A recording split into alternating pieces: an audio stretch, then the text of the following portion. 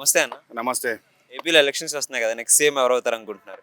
అది చాలా కష్టం అండి. ఇండియా పాకిస్తాన్ మ్యాచ్ లాగా ఉంటుంది.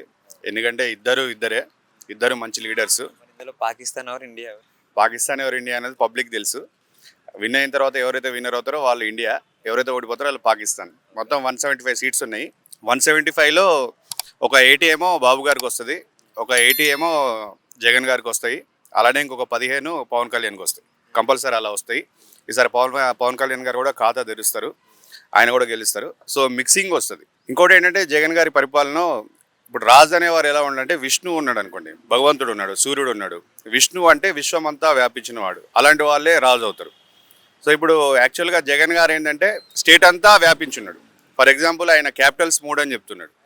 3 క్యాపిటల్స్ అంటే ఇప్పుడు మనకి Andhra, next Konaseema side plus Rayalaseema, అన్ని చోట్ల ఆయన ప్రభంజనం ఉంది, ప్రతి చోట ఆయన ఉన్నాడు. సో కాబట్టి ఆయనను తక్కువ అంచనా వేయడం లేదు. రాయలసీమ ప్రజలందరూ జగన్ గారికి సపోర్ట్ చేస్తారు. అట్లాగే వైజాగ్ క్యాపిటల్ అంటున్నాడు కాబట్టి వైజాగ్ ప్రజలు కూడా జగన్ గారికి సపోర్ట్ చేస్తారు. అలానే గుంటూరులో కూడా క్యాపిటల్ ఉంది కాబట్టి జగన్ గారికి స్ట్రాంగ్ పాయింట్ అవుతుంది. సో కాబట్టి జగన్ గారిని అండర్ ఎస్టిమేట్ చేయడం లేదు. అలాగే బాబు గారి దగ్గర చాలా డెవలప్మెంట్, అంటే బాబు గారు ఏంటంటే ఆయన కళ్ళు స్కానింగ్ లాంటివి. ఆయన చూస్తే ఎక్కడ చూసినా సరే డెవలప్ అవుతుంది. ఇప్పుడు జీరో నుండి చాలా డెవలప్ చేస్తాడు. ఇప్పుడు మన హైదరాబాద్లో హైటెక్ సిటీ కూడా అంతే, మొత్తం జీరో ఉండేది, ఏం ల్యాండ్ అనేది ఏం లేదు, మొత్తం డ్రై ఉండేది, అక్కడ కూడా డెవలప్మెంట్ చేసినారు. సో ఇద్దరు మంచి లీడర్సే కాదు, ఎవరి ఫాలోవర్స్ వాళ్ళకున్నారు. ఇంకోటి ఏంటంటే బాబు గారు మొత్తము ఓట్లు వేసేది 4 రకాలండి. 4 రకాల ప్రజలు వేస్తారు. ఒకరు పేదవాళ్ళు, ఒకరు మధ్యతరగతి వాళ్ళు, ఒకరు ధనికులు, ఇంకోటి యూనియన్ లీడర్స్. వీళ్ళ మొబిలైజేషన్ ఎక్కువ ఉంటుంది.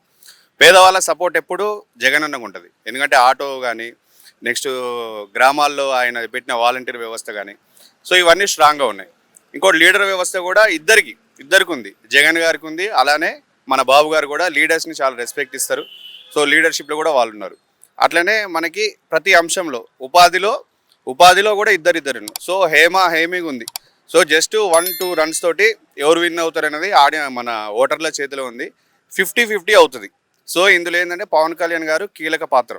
వాళ్ళు ఎవరికి సపోర్ట్ చేస్తే వాళ్ళు సీఎం అయ్యే సూచనలు ఉన్నాయి.